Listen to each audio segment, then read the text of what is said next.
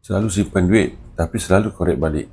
Okey, ada satu cara mujarab untuk sembuhkan habit ni. Tukarkan bentuknya, yang mana bila kita tengok, kita ada rasa sayang dan tak mudah belanjakan begitu saja. Dari pengalaman saya sendiri, bila dah tahu baiknya menyimpan, memang tujuan betul kalau dapat menyimpan setiap kali gaji. Simpan di ASB memang confirm tak usik untuk masa depan katanya.